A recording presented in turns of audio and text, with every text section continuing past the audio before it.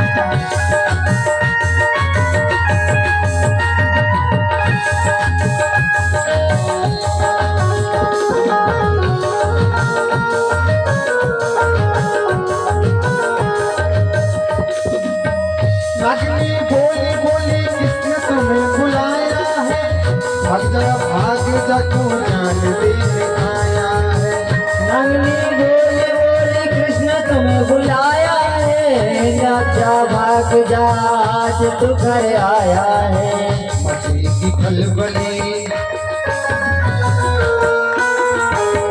मचेगी खलबली, होगा बवाल पानी में, गेंद लेने को गए कृष्ण चंद पानी में, गेंद लेने को गए कृष्ण चंद पानी में, गेंद लेने को गए कृष्ण चंद पानी में, गेंद लेने को गए कृष्ण चंद पानी में।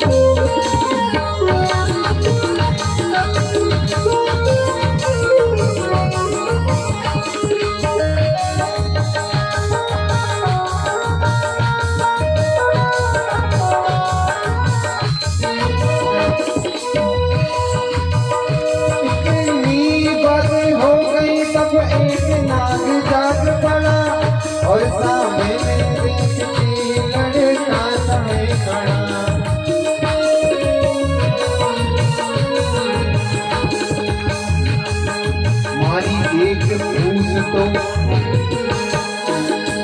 मारी एक फूस खाली ऐसी दौरान में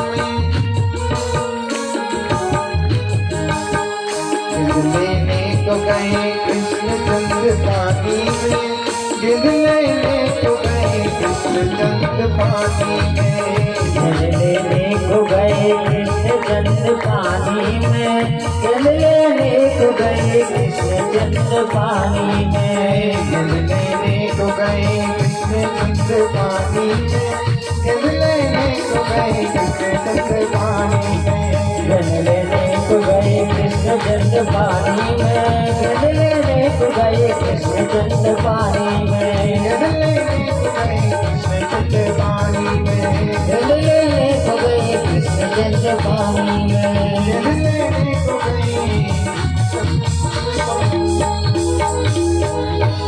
बोली कालिया मर्दन भगवान की जय हो। कालिया नाग के काटने के लिए जितने फन उठाता है कन्हैया जी 101 फनों पर भगवान तांडव करते हैं, सब रक्त रंजित कर दिए। कालिया नाग समझ गया, जिसे मैं नन्हा बच्चा समझ रहा था, इसके तो पेट में दाढ़ी निकल पड़ी। थोड़ी देर और नाचता रहा तो मेरी तो छुट्टी है जाएगी। भगवान की भगवत्ता को जानते ही कालिया नाग मन ही मन प्रभु को प्रणाम करने लगा। मन ही मन माधव की महिमा से परिचित होकर कालिया नाग प्रभु को प्रणाम करने लगा। नाग पत्नियों ने देखा, अरे राम राम, देखने में तो वो कितना सुंदर नन्हा सा बालक दिख रहा था, पर इसने तो गजब ही कर दिया। अब इसके नृत्य को जल्दी से शांत करो। तब नाग पत्नियां मिलकर भगवान की 21 श्लोकों में बड़ी सुंदर स्तुति गाई है। नाग पत्नियां कहती हैं, आज हमारे स्वामी के सिर पर आपके दोनों चरण कमल स्थापित हो गए, ये आपकी बहुत कृपा हुई है। भगवान बोले, वाह, बड़ी गजब की बात कही आपने, हम तुम्हारी भावना से प्रसन्न हुए, बोलो क्या चाहती हो। नाग पत्नी बोली, सरकार हमें कुछ नहीं चाहिए, हमारे स्वामी को ही आपके दोनों चरण कमल मिल गए हैं। हम तो आपके चरणों की केवल रस चाहते हैं और हमें कुछ नहीं चाहिए। नानाकृष्टम न चर्वसोमम न परमेष्टम न रसाधिपत्यम। इस तरह से नाग पत्नियां सुंदर स्तुति की है और तुरंत उनके फनों से उतरकर नीचे ठाकुर जी कहते हैं, भगवान कहते हैं, हे कालिया नाग, अब तक तो तू फालतू था, मेरे चरण कमलों की मोहर लग गई है तुझे, अब तू मेरा पालतू हो गया है, इसलिए अब निश्चिंत होकर जा। कालिया नाग प्रभु को मस्तक पर बैठाए और जब बाहर निकला तो ब्रजवासियों ने देखा, मैया तो डर के मारे चीख पड़ी। कन्हैया जोर से हंसकर बोले, मैया बिल्कुल मत घबरा, यह तो मेरा चेला बन गया है। अभी हाल में डाकू कंठी माला गई है। सब ब्रजवासी हक्के बक्के रह गए। कालिया नाग प्रणाम करके रमणक द्वीप को चला गया। दाऊ जी ने देखा तो दौड़कर गोविंद को हृदय से लगा लिया। ब्रजवासियों को लगा जैसे मृतदेह में पुनः प्राण का संचार हो गया है। सभी ब्रजवासी इतने प्रसन्न कि वहीं अंधेरा हो गया, घर जाने का तो ध्यान ही नहीं रहा। गोविंद से मिलने में मुग्ध हो रहे हैं। अंत में रात में वहीं सब सो गए। काली दह पर विश्राम करने लगे। भगवान को लगा अब सवेरे होते ही गैया घास खाने लगेगी, ब्रजवासी फल खाने लग जाएंगे, जबकि काली दह के आसपास घास फल सब बिसेले हैं। क्या करें? तो भगवान की इच्छा से रात में ही आग लग गई। धू धू करके सब वृक्ष घास जलने लगी और घेरती हुई आ रही है ब्रजवासियों के पास। जब ब्रजवासियों ने देखा तो सब चिल्लाकर कहने लगे, कन्हैया बचाओ, कन्हैया बचाओ, ये अग्नि की ज्वालाएं हमें ग्रसित कर रही हैं। कन्हैया बोले, सब आंख बंद कर बैठ जाओ। जैसे ही ब्रजवासियों ने नेत्र बंद किए, संपूर्ण अग्नि का पान भगवान ने कर लिया। इसमें कोई आश्चर्य की बात नहीं है महाराज, क्योंकि श्री नारायण के दो ही मुख हैं, ब्राह्मणों से मुख महासीद जाल, एक अग्नि और दूसरा ब्राह्मण। इस तरह से सुखदेव जी महाराज कहते हैं, राजन अब वर्षा ऋतु आई, गोचरण करते हुए गोपाल सिर पर मेघ मंडल छाए हुए हैं। वृंदावन की तो विशेषता है सर्वकाले सुखावया। वृंदावन में हर ऋतु में, हर मौसम में सुखदाई होती है। वहाँ कुछ ना कुछ उत्सव चलते ही रहते हैं। कभी अक्षय तृतीया का उत्सव होता है, तो कभी जन्माष्टमी का उत्सव होता है। इस तरह से वहाँ पर उत्सव चलते रहते हैं। हर मौसम सुखदाई है। 12 मास में वृंदावन कभी चले जाओ, शायद ही कोई दिन ऐसा हो जिस दिन पर्व ना हो, कोई उत्सव ना हो। 12 मास उत्सव चलते हैं। और सब लोग को तो मालूम है, पूरे जग में तो होरी होती है और ब्रज में तो होरा होता है। होली नहीं होती है तो हो रही गलत है सीधो, लट्ठ मार होली, लड्डू मार होली। और एक बात और महाराज जी, आप लोगों को मालूम नहीं होगी, बसंत पंचमी पर बरसाने के पास एक गांव है रावल, वहां पर एक डंडा गड़ जाता है।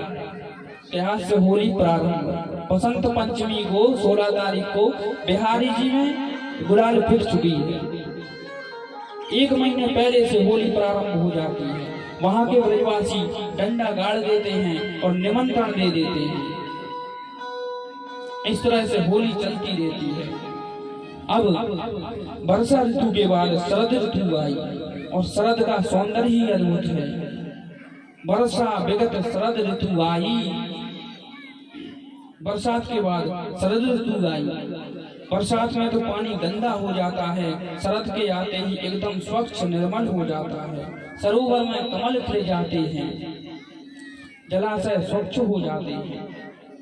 हरी भरी हरियाली सारे ब्रजमंडल में छाई हुई है। हरे भरे उस दिव्य वातावरण के ऊपर माधव का मन इतना मुग्ध हुआ कि आज मुरली पर ऐसी तान छेड़ी कि त्रिलोक उस पर मोहित हो गया। गोपियां घरों में बैठी हैं, अपना काम कर रही हैं, और जहां गोपियों के कान में गोविंद की बंसी की तान सुनी, समस्त भाव भूल गई और कन्हैया बंसी बजाते जा रहे हैं और सारी गोपियां गा उठी। उस वेणु का नाम गीत है, वेणु गीत। वेणु का विशिष्ट ब्रजंगाओं ने इस गीत में गाया है। बंसी बजाते हुए मुरलीधर माधव कैसे लग रहे हैं, आइए गोपियों की दृष्टि से हम दर्शन करते हैं। बरहा पीटम नटवर बपुहु कर्णयो कर्णिकारम बिभ्रद्वाशाम कनककवचाम वैजयंतीम चमालम।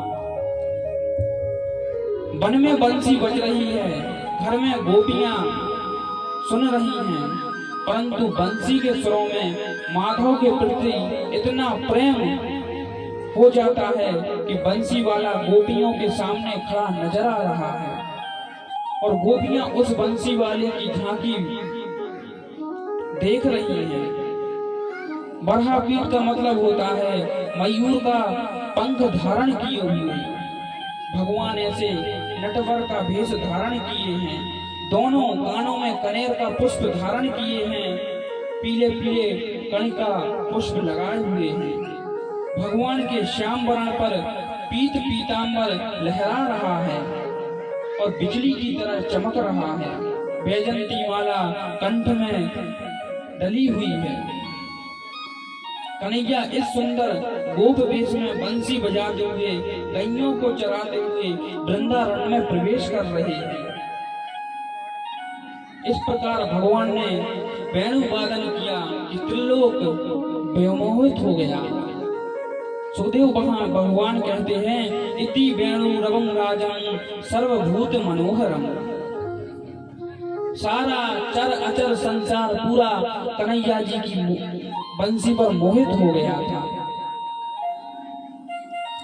गोपियां सब प्रकार से वेणु की महिमा गा ही रही हैं। पुनः आगे की कथा का वर्णन करते हुए सुखदेव जी महाराज कहते हैं, परीक्षित, शरद ऋतु के बाद हेमंत ऋतु आई। हेमंत ऋतु के प्रथम मास में मार्गशीर्ष में गोपियां ब्रह्म मुहूर्त में जगकर कात्यायनी माँ की पूजा प्रारंभ कर दी। ब्रज की छोटी छोटी कन्याएं मिलकर 4 बजे यमुना जी में नहाने जाती थी और नहा धोकर कात्यायनी माँ की पूजा करती थी। कात्यायनी महामाये महायोगिन्य धीश्री नंद गोप सुतम देवी पति में कुरते नमः। इस मंत्र से माता कात्यायनी का पूजन करती थी और बारंबार यही प्रार्थना करती थी कि हे मातेश्वरी, मुझे श्री कृष्ण को पति रूप में ही प्राप्त करने का वरदान देना। और चूंकि 4 बजे यमुना जी में निर्वस्त्र नहाती थी तो ठाकुर जी को लगा यह तो अनुचित है, ऐसा होना ही नहीं चाहिए। और नग्न अवस्था में निर्वस्त्र अवस्था में जल में प्रवेश करने से दोष लगता है, जिससे वरुण देव रुष्ट हो जाते हैं। इसलिए भगवान ने यह लीला की, चीर हरण लीला। एक दिन भगवान गोपियों के पीछे पीछे चले गए। ज्यों ही वस्त्र त्याग कर गोपियां यमुना जी में प्रवेश की, ठाकुर जी ने सारे वस्त्र को उठाकर कदम के वृक्ष पर चढ़ गए।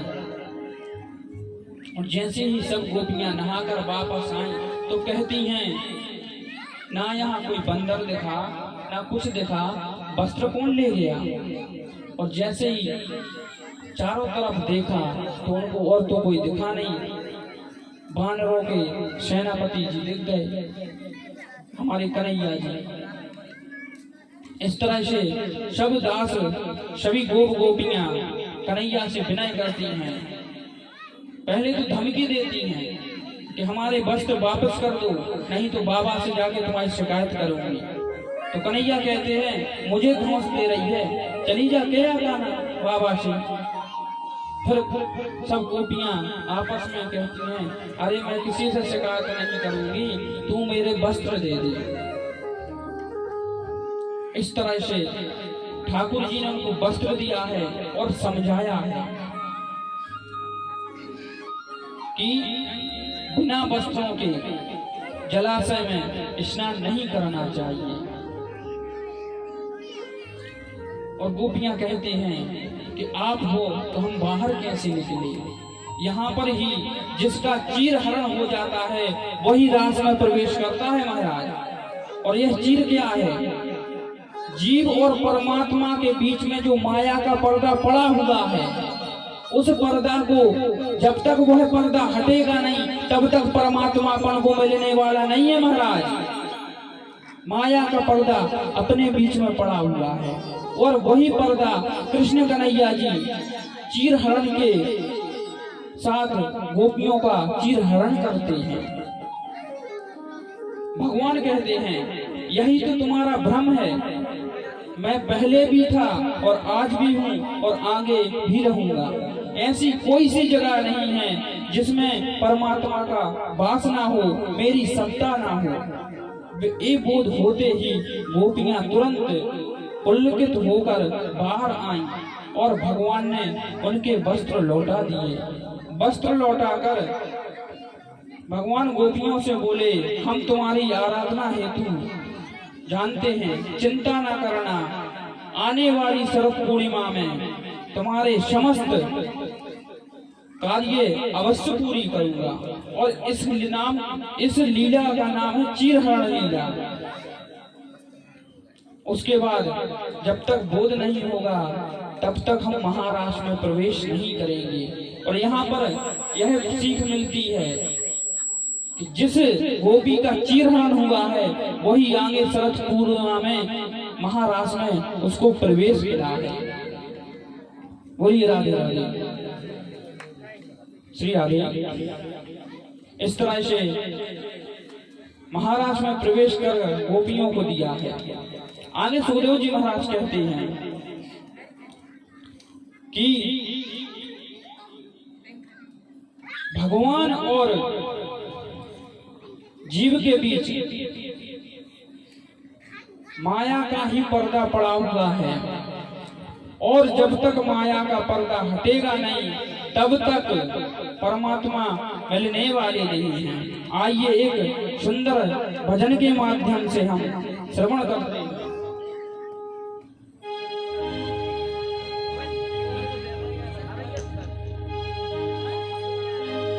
हो श्याम के बिना तुम आधी, तुम्हारे बिना श्याम आधे।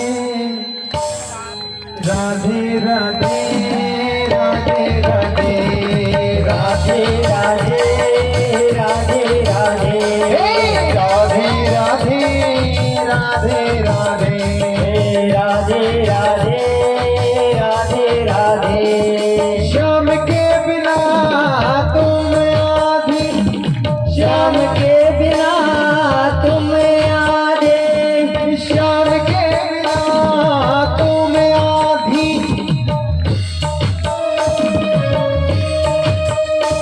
तुम्हारे बिना श्याम आधे। राधे राधे राधे राधे राधे राधे राधे राधे राधे राधे राधे राधे राधे राधे राधे राधे राधे राधे। सभी लोग साथ में बोलते हुए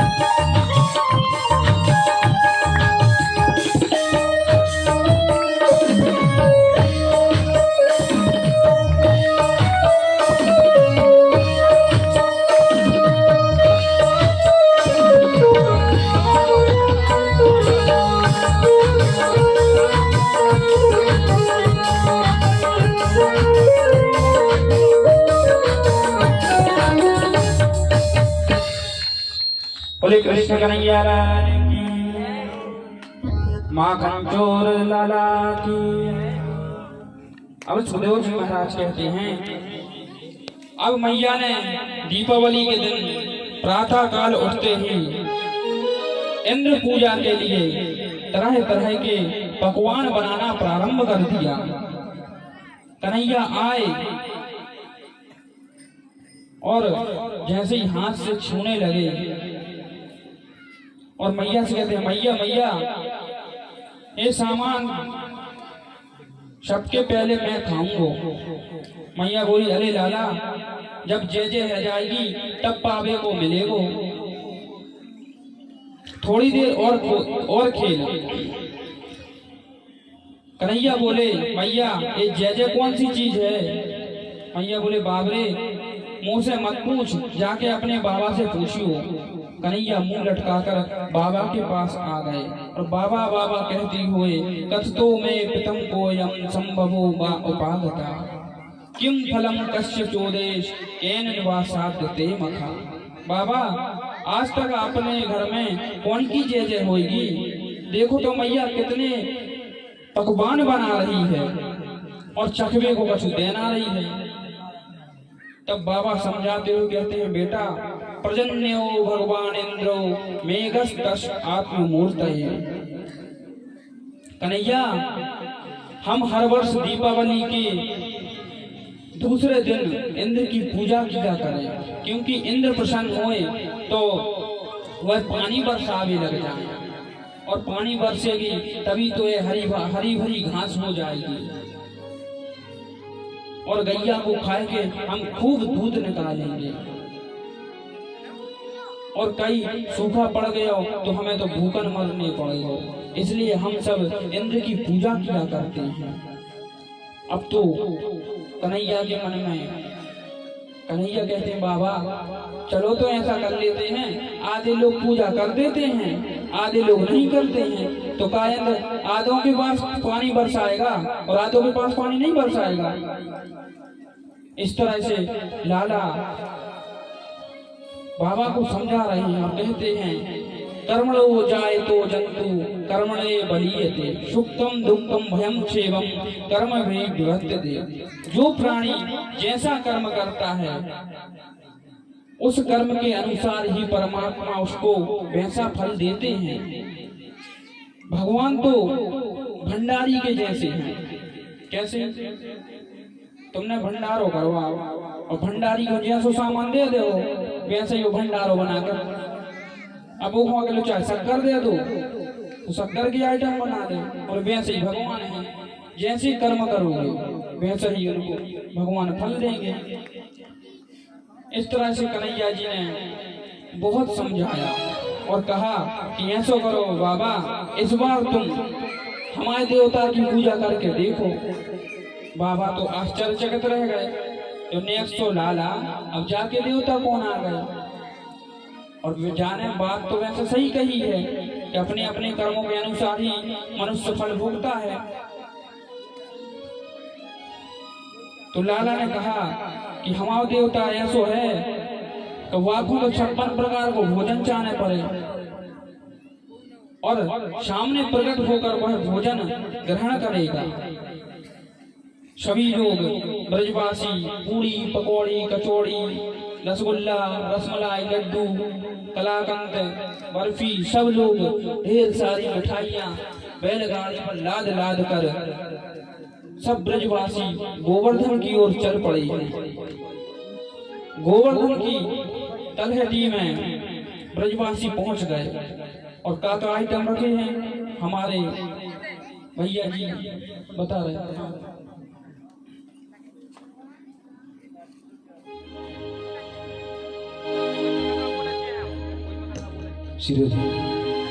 हे मीठो है नमकीन है बाबा, सिर पर रो थोड़ो खाटो, सोने की थाली में परोसो, ढाल चांदी को बाटो। टावरिया मनोहार करे देखो थे काइया नाटो, भोग लगाओ श्याम प्रभु बाकी भगता में बाटो। तो दिखाई नहीं दे। हे आओ आओ सांवरिया वेगा आओ, ऐसे नहीं आना भगवान, ऐसे हाथ खोलो दोनों। हे आओ आओ सांवरिया वेगा आओ, जी मोती भोग लगाओ, है 56 भोग तैयार जी, उतारा टावरिया करे मनोहार जी। आओ आओ सांवरिया वेगा आओ, जी लगाओ, है 56 भोग तैयार जी, उतारा टावरिया करे मनोहार जी। जैसे परमात्मा ने कन्हैया ने उनको ब्रजवासियों से कहा कि सब लोग आंख बंद कर प्रभु से प्रार्थना करें, और जैसे ही प्रार्थना की एक टाइम कन्हैया जी खड़े हैं और दूसरे गोवर्धन पर्वत पर ठाकुर जी प्रकट हो गए। ओ गोवर्धन महाराज की केसरिया बर्फी कला कंद रबड़ी, तेरा ये मरती बालू काही,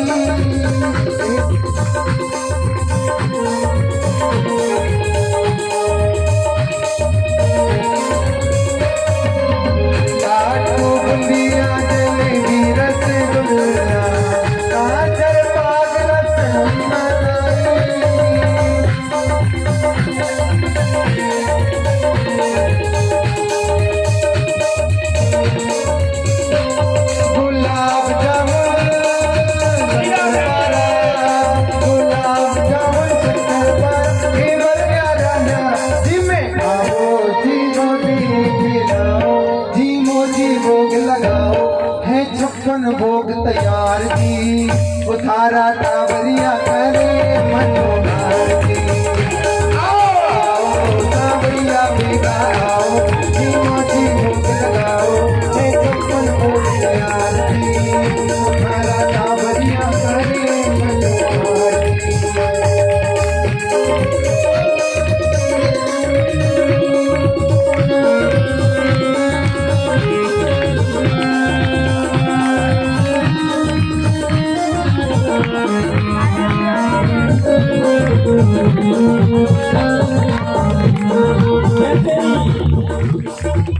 सब ब्रजवासियों ने प्रार्थना की और ब्रजवासी कहते हैं जल तो ले आए नहीं, जल का क्या करें। परमात्मा ने मन से मानसी गंगा का प्रकट कर दिया। बोलो मानसी गंगा की जय हो। बाल मोट पकौड़ी कचौड़ी भुजिया पापड़ सीवड़ो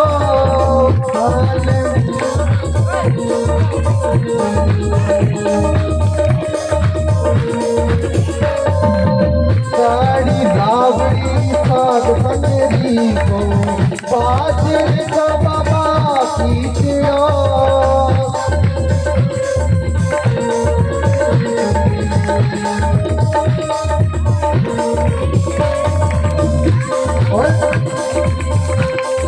रात में होटल को रात में होटल को रात में होटल को पियो माल खबर को सागे गाजरे की चटनी चटाओ जी मोजी भोग लगाओ है 56 भोग तैयार की उतारा टाबरिया करे मनोहारी ने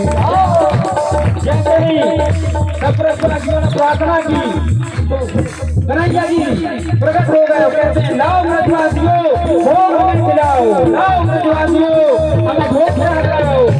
आए आए टाबरिया बेटा आए जी मोजी भोग लगाए है 56 भोग तैयार की उतारा टाबरिया करे